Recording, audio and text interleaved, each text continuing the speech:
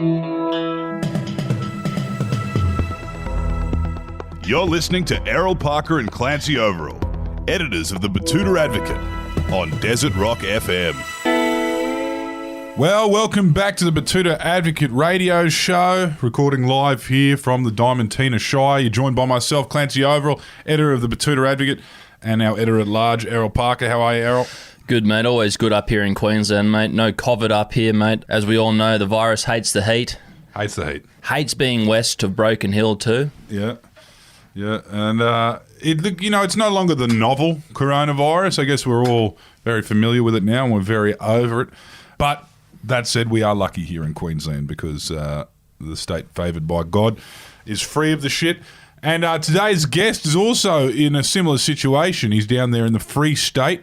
Thank you for joining us, Gleeso. Gleeso, it's great to have you here. Oh, thank you very much. It's great to be had. I'm stoked to be joining you guys. Yeah, I'm beautiful South Australia.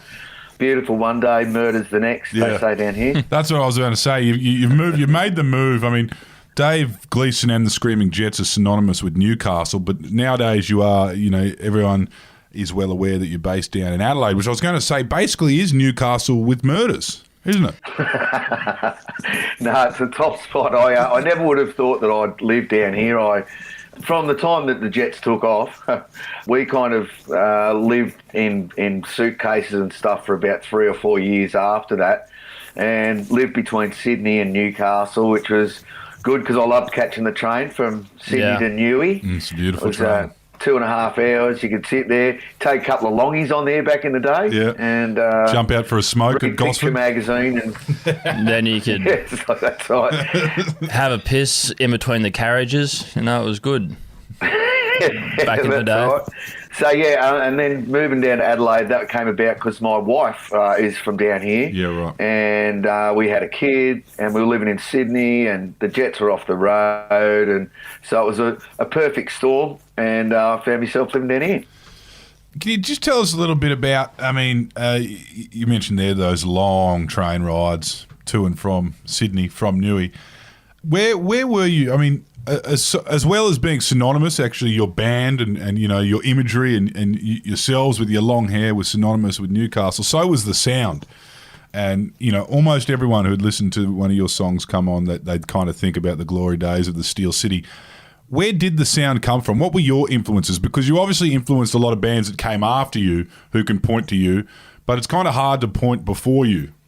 Yeah, well, growing up in Newcastle, it was a massive cover scene. Yep. And you still had to be good, but it wasn't like you could just get up there and muck around. And so we spent 3 years just playing as many nights a week as we could, sometimes up to 6-7 nights a week, playing 3 sets a night, rehearsing two times a week. It was just a really great breeding ground for learning your craft. And of course they'd let you know if you were shit, they'd throw a can at you or a glass or something like that, so you had to be on your toes. A mate of mine saw In Excess, and it was very early on. They played for $1 at a club in Newcastle, and he said no one could hit Michael Hutchence with cans because he moved around the stage quite a lot, because the crowd weren't that into him.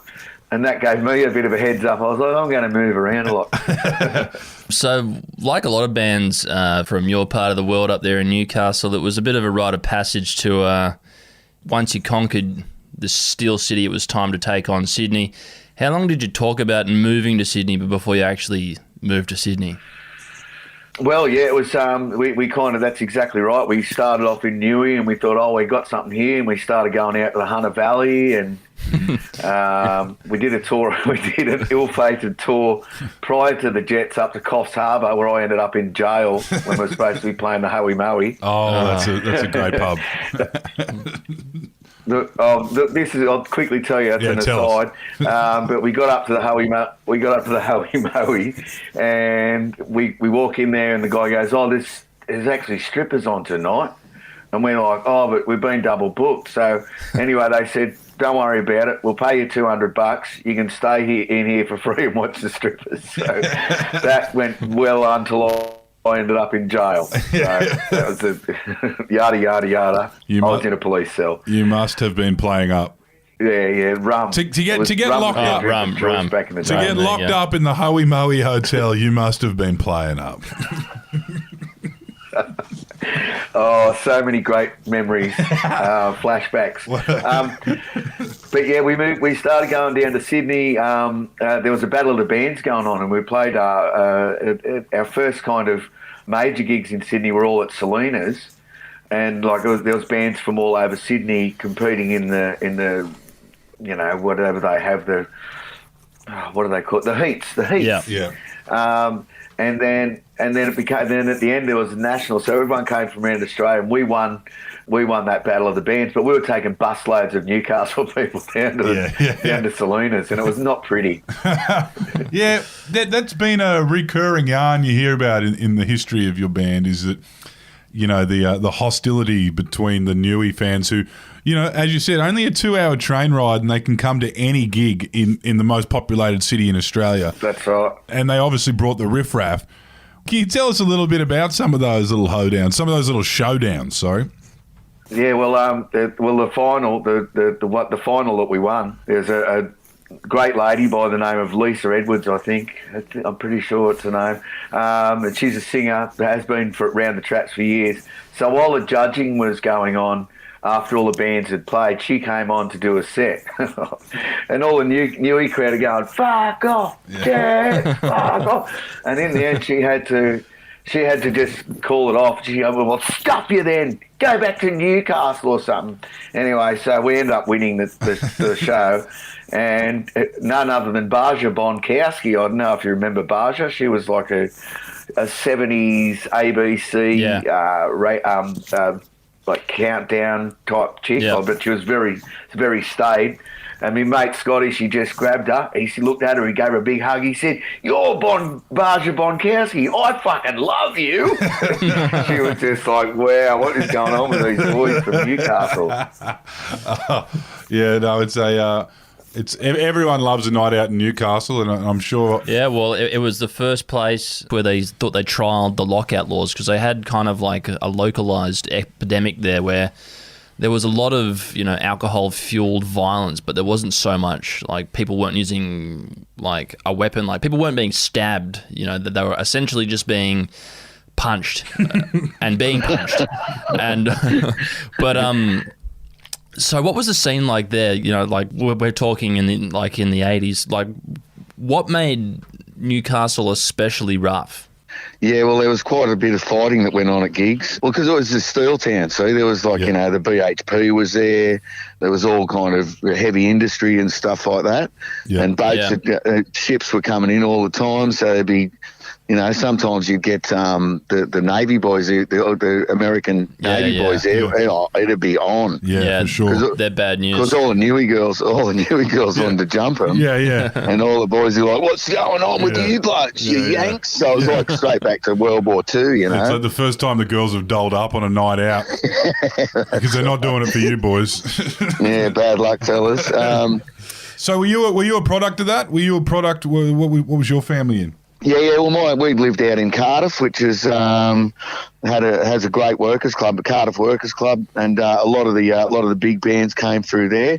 But that was like just a working class town. Yep. My old man was a drug salesman. I was wondering where you were going with that one. What? So he worked in a pharmaceutical rep. As a pharmaceutical rep, but I loved it because I grew up in Cardiff, and then instead of going to Cardiff High, which was a 1-minute walk from my house, I had to get a 55-minute bus ride in to go to Maris Brothers in town. Yeah, right. Which is all.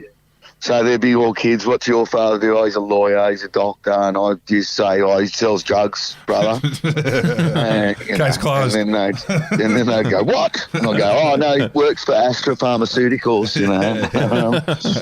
But yeah, so I just grew up loving footy. Me 2 older brothers were both most outstanding sub-junior at Cardiff Cougars Rugby League Club. So that was kind of that took up my life, and Cardiff was you rode your BMX bikes, tucked your ciggies up in your t-shirt sleeve, I had one bloke that was a mate of mine. He had Surfy tattooed on one side of him and Westy on the other. So when he was at when he was at the swimming pool, he'd have his cigars in his right shoulder, which had Westy showing. When he was at the beach, he'd have them up on his left and have Surfy. Yeah, hedging his bets. He was covered, old Casper, covered in spiders, I think. So you kind of find yourself in a position like almost before this kind of working class sound of rock music came through, where you kind of were making music that was speaking to the workers' clubs and all these kind of towns similar to Newy, and I'm sure a lot of Sydney as well, you know, in that era. How have you found that? Do you see that nowadays, where there's bands that come out now out of towns like this that are making kind of music that can be enjoyed and picked up by, you know, blokes who work in steelworks or blokes who work on the wharfs or construction or that kind of stuff? Yeah, well, look, there's been a paradigm shift, hasn't there? Yeah. You've seen some of the blokes who work in construction, you know, sold up they are. Yeah. Put it on in the Raptor. And then what about the hot stop and go chicks now? They're rocking. No, but they're all Irish, aren't they? Yeah, I think so. All backpackers. Stop your car here, sir. They're probably making a bit more money than a drug salesman did in Cardiff in the 80s. Absolutely. But yeah, look, I mean, it used to be like such a rite of passage for suburban Australians. It was that, you know, you'd find your local bands and you'd follow them with a passion, and I think that a lot of that's gone by the wayside now. And I think that comes from, you know, I hate to bang on up about something that's been out of the gate for 30 years or whatever, but the Pokies. Yeah. Absolutely, just destroyed that kind of that building period for bands where you know, well, we were playing to 200 people by, you know, probably a year into our you know, first band, and then by, you know, halfway through the next year you're playing to 500 people and you're doing, you know, residencies and stuff like that. So it kind of, you got to build it organically. Now everyone just goes fucking straight on the net and says, oh, look at me, I'm amazing. Yeah. But so it's kind of killed that whole pub kind of rock band ethos. But, you know, having said that, there's a band called Massive that we've done a bit of touring with, and they're unreal. Yep. They head overseas more than anything, just because it's kind of the market for pub rock's a bit much smaller now. But you know, in Europe and the UK especially, it's still thriving over there. Now you kind of, you know, you're known for, you've released a lot of music, and just about anyone who likes your stuff is across all your stuff. But there was a little bit of a, I guess you could say, political kind of tinge to some of the stuff you'd sing about, and what's the FRC, right? Yeah, fat rich cunts.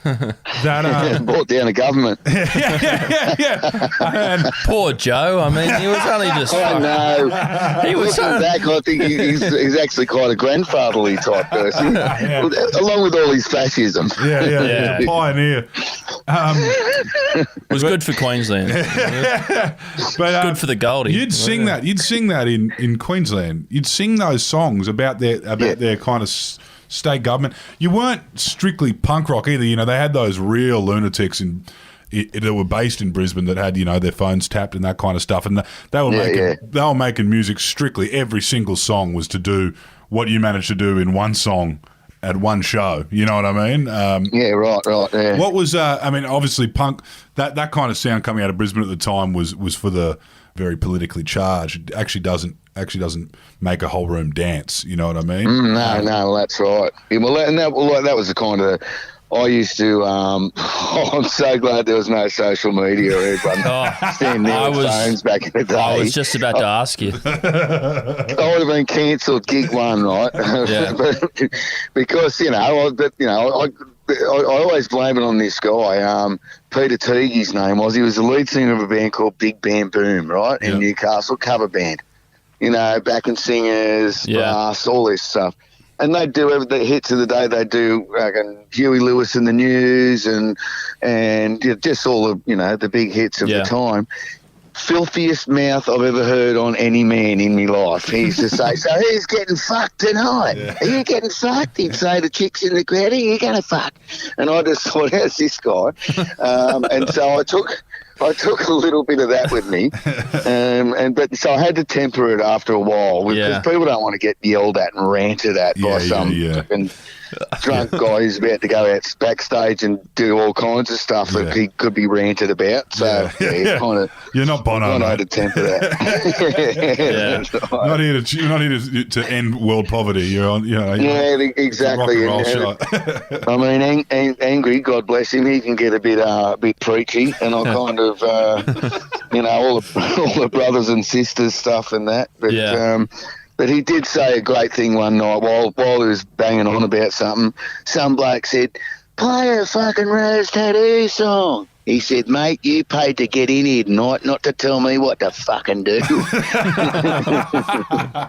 So, but in saying that though, like, do you kind of feel sorry for young musicians, especially young rockers who are coming up now, who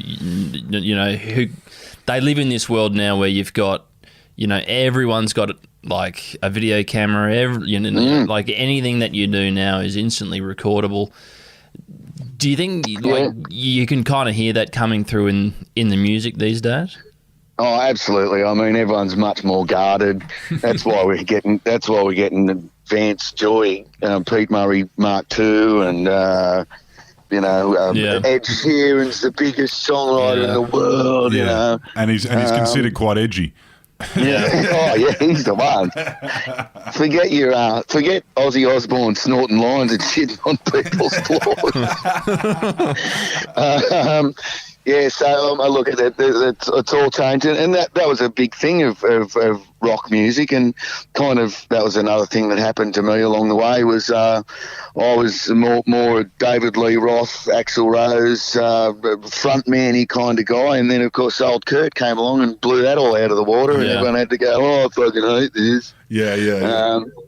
I mean, we were lucky to survive those couple of years when grunge first took over, because we were. They're seen as, kind of just cock rockers. Especially in bloody Newy too. Like, you had bloody, Well, the chair. Yeah. Newcastle was Australia's Seattle, right? Nirvana's in pajamas. One of the great ones. Nirvana's in pajamas. I have never heard that one. That's sick. God bless them. No, but look, I mean, we gave them. I can still remember we played a gig while they were still the Innocent Criminals, and they went on as the pre-support, and their parents come and they talk to their manager. Can we talk to the boys about what's going on?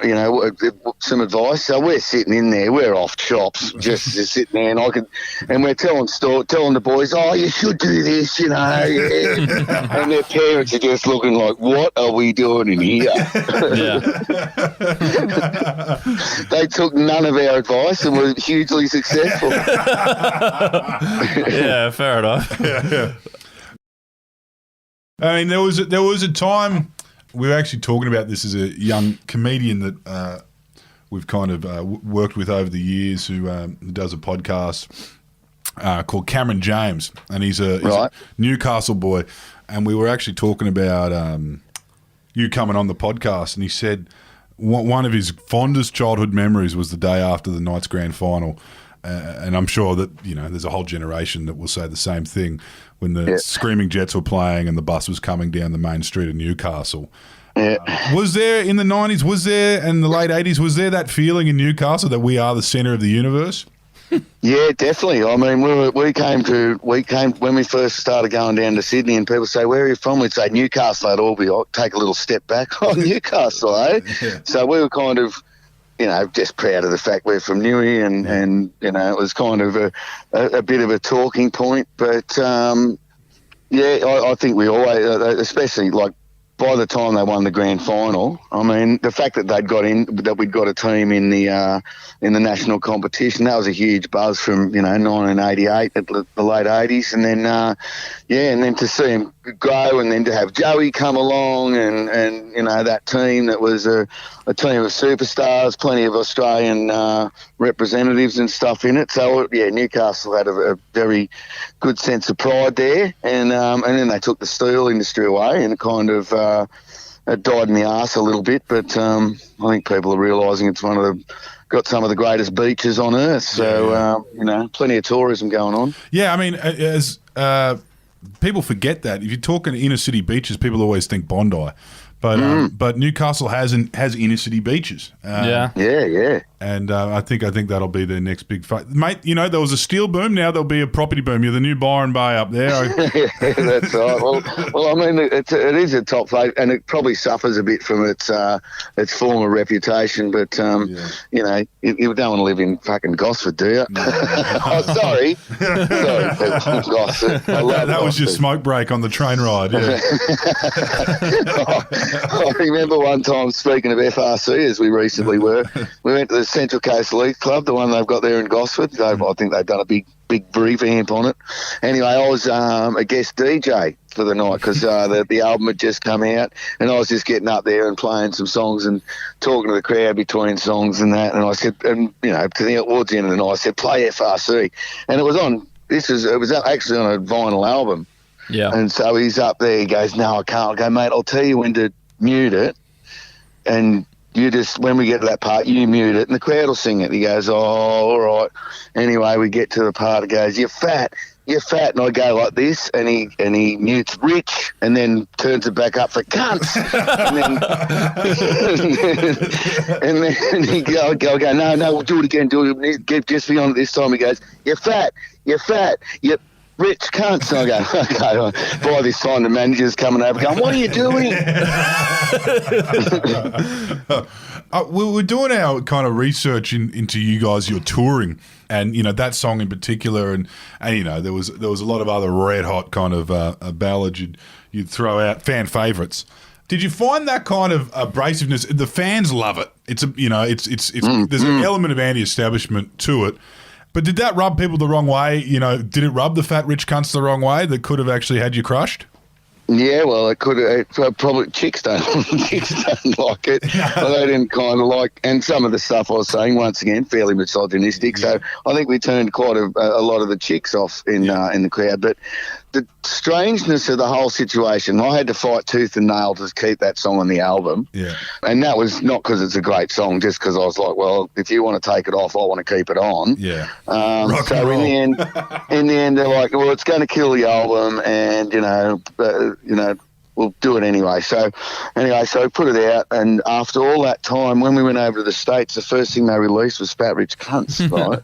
Now, anyone who knows anything about the States, it's just a word. It's a word non grata. It's just it's just a really good way to kill a conversation. But I'd be up there trying to explain it to them. I go, "Now listen, we're from Australia." You know, they woo woo.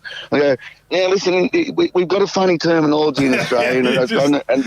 And so I try and tell them, I say, if your mate's funny, he's a funny cunt. Yeah. Each one was like a dagger through their heart. It was like not one time did any of them go, "Oh, I get it." We get the context here. Yeah. So anyway, that was probably something that didn't work well for us in the States. It was pretty well received in the UK. Yeah. Because, you know, all the essentially the same people, you know. Yeah.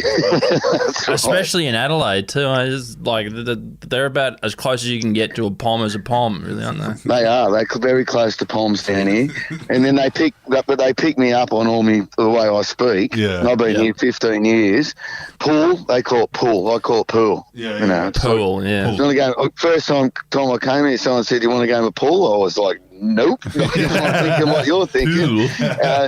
And then they say school, and they say girls, and even the most kind of the roughest, you know, South Australians say that. I remember hearing an interview with the Hilltop Hoods, and I remember them talking about what was it? They were talking about being overseas, and they say you're performing on stage overseas, and you forget what country you're in until you hear them chant at you. I was like, chanting. Chant. Chanting. Well, I cop it from me mates. I'll ring up and I'll leave a message. Yeah, give us a call when you get a chance. Chance. Oh no, it's already slipped out. So do you reckon? I mean, you were talking before about meeting the Nirvanas in pajamas, and how you were kind of living pretty hard at that time, trying to impart some wisdom on them. Was there a moment on touring where you guys were like, we are now kind of running off, the smell of an oily rag covered in tequila? Where did you kind of tap out of petrol? At what point in the touring? I reckon, so we started in 1989. We had about 3 weeks off when our guitarist got married in 1992. And I reckon up until about 1999, we just hit it. Fucking hammer and tong. And then we kind of had to, there was some internal conflict, and then we had to take the band off the road. I reckon that was 2001, I reckon June 2001 we finished up, and we took like a hiatus, and everyone came back different. Everyone came back changed after that, except Paul, our bass player. He is a road warrior. He was keeping the dream alive. For everyone.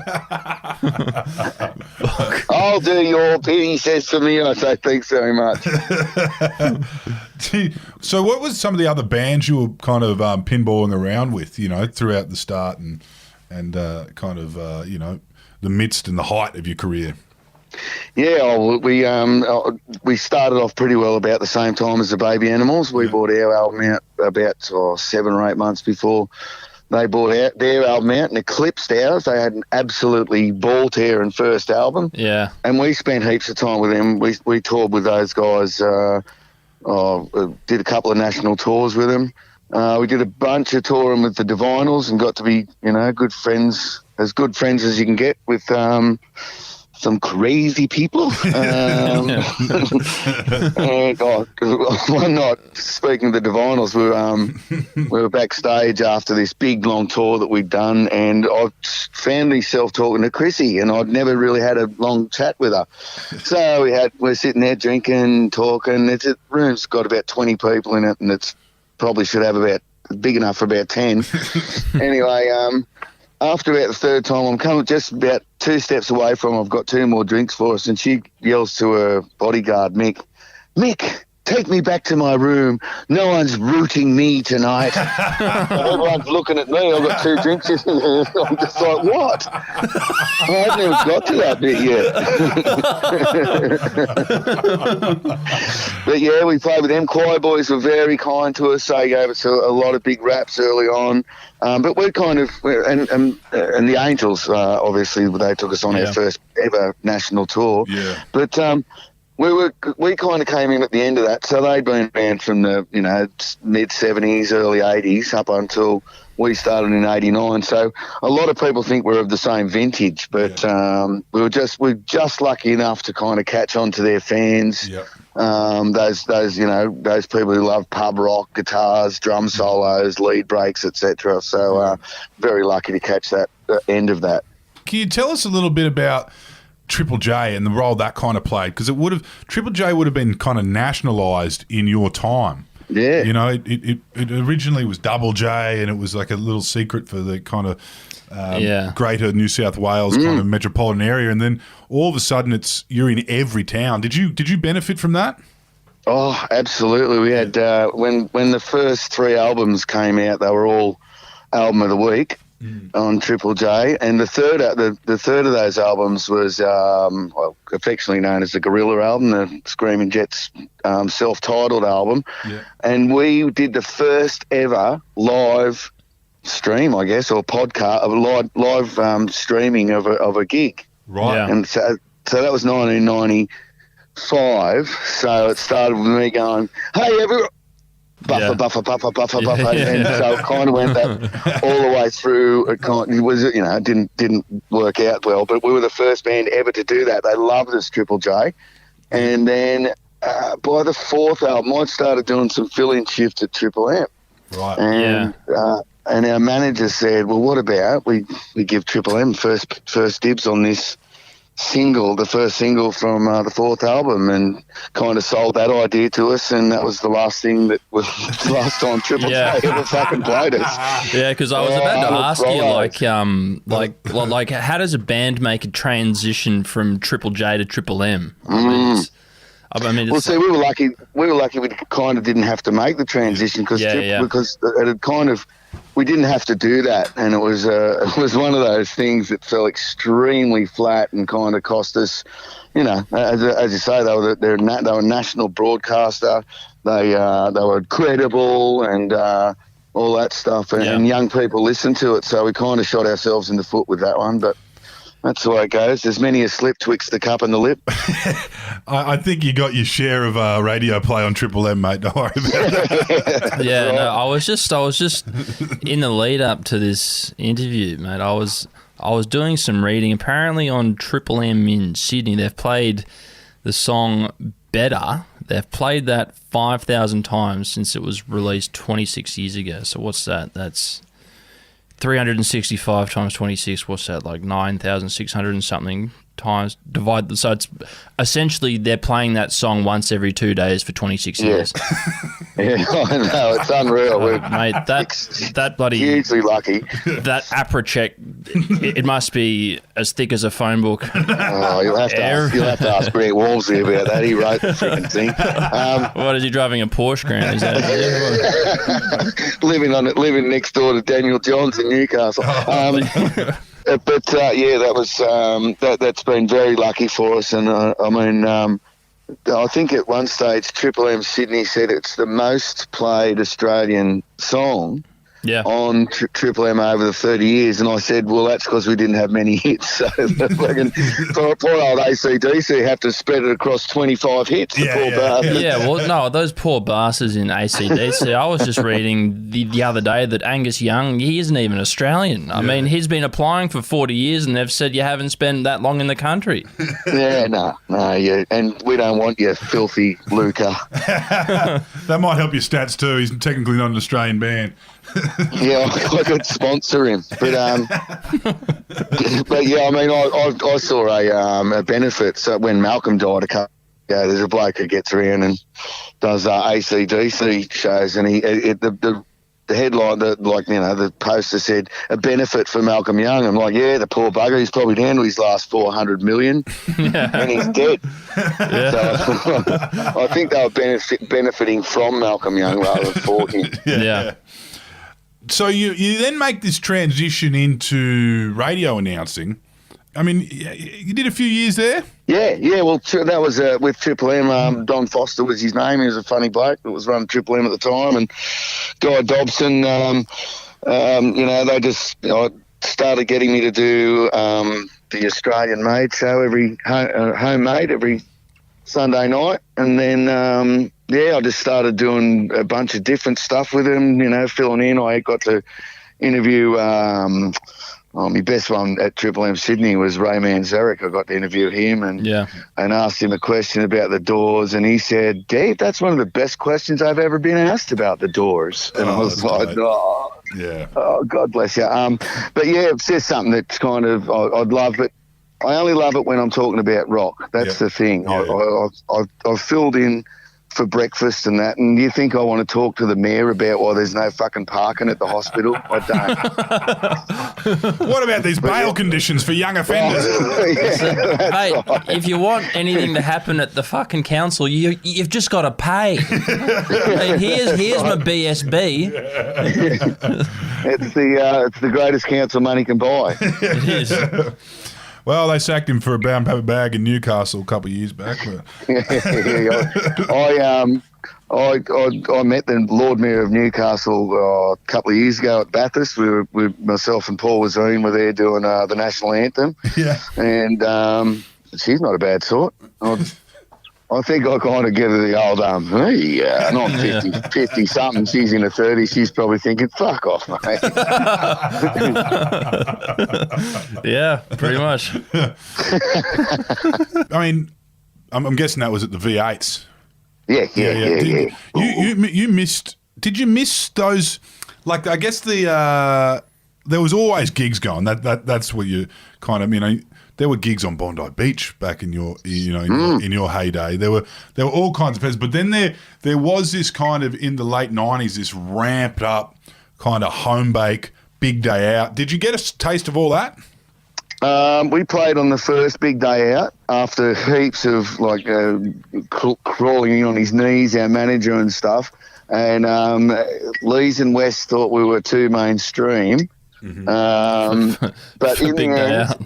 in the end, he goes, they acquiesced as long as we didn't call ourselves the Screaming Jets. They just put us on the poster as TSJ, which was fine by us. We played to 10,000 people. It was nuts. We went on after Carter Unstoppable Sex Machine, whatever that is. I didn't even look at that. I just thought. But it wasn't until years later, and stuff goes by in a blur, and once again, not everyone had recording devices back there. But years later, when I first moved down here to Norton Summit in the Adelaide Hills, there's a little pub. That's all there is in town. Yeah. That's why I moved here. It's like my idea of the perfect town. But a bloke goes, "Oh, was that big day out?" And I said, "Oh, wow, man, I'm glad to finally meet someone who was there." And he goes, "I've got a photo of you, actually." Anyway, he brings it to the pub the next week, and it's me with me pants down and me willy tucked back between me legs. I used to do the Madonna. I'd do me hairy armpits and me hairy bush and that. Oh, that's "There crowd you work, go." And I mate. was like, "Oh, fantastic. Good on you. Thanks That's for a that." photo you got of me. Thanks, mate. I'll see you the only here. one. I'll see you here every Sunday for the rest of my life. Oh, yeah, the things we do once again. So now you're going to do a big tour, obviously, to celebrate this new release. But obviously that's been bumped thanks to this lovely historic event we found ourselves in It's the a middle of. worse. Fantastic. It's a worse than average flu, they say.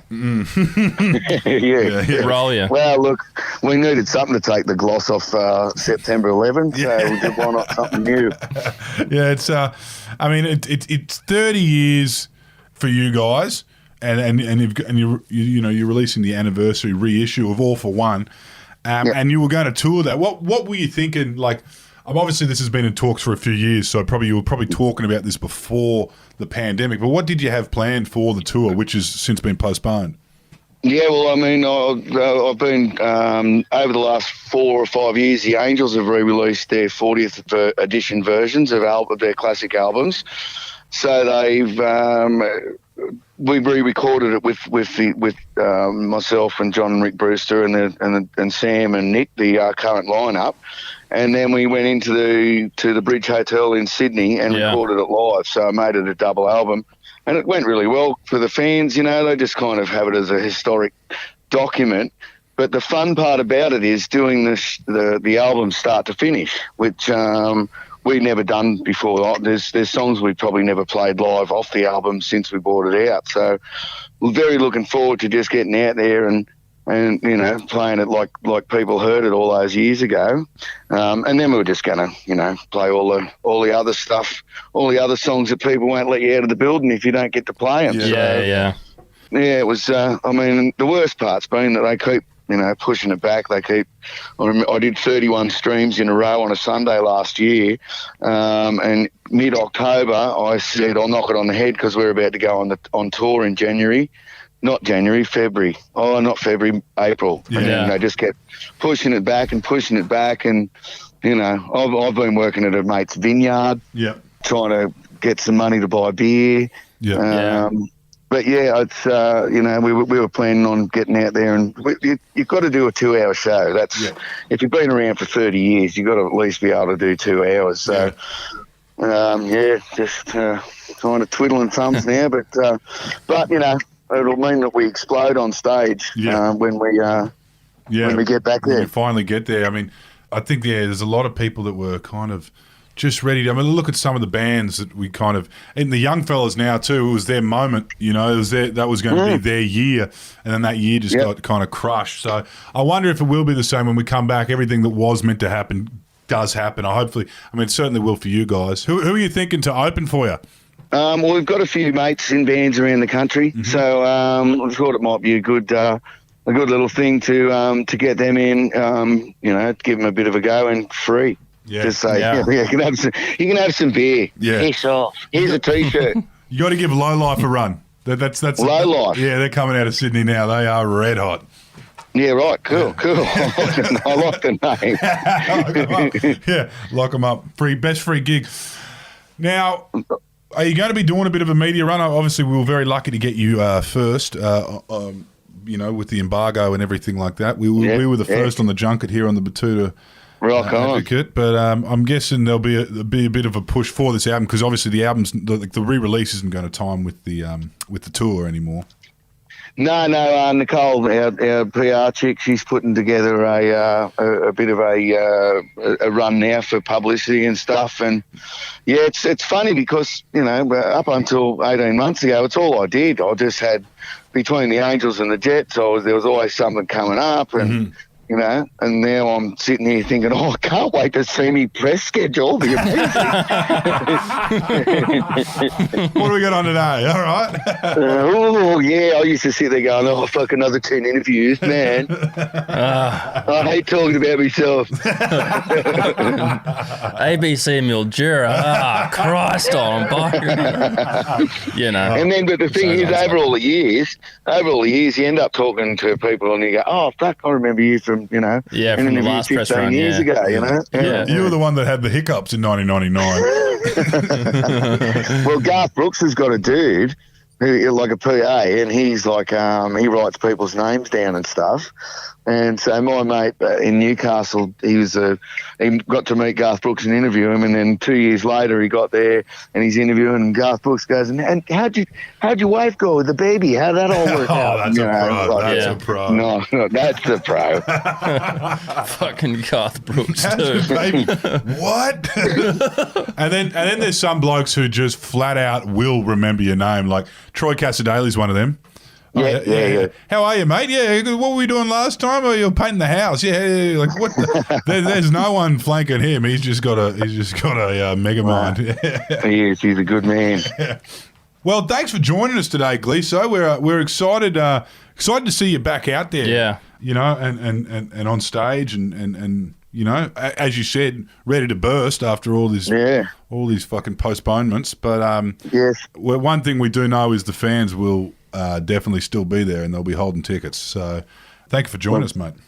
No worries, guys. And I'll just say, echoing Guy Sebastian's thoughts, get vaccinated or don't. Or if you don't agree with it, don't. But if you do agree with it, do. But only if you want it. Yeah. So, here's my advice: get vaccinated.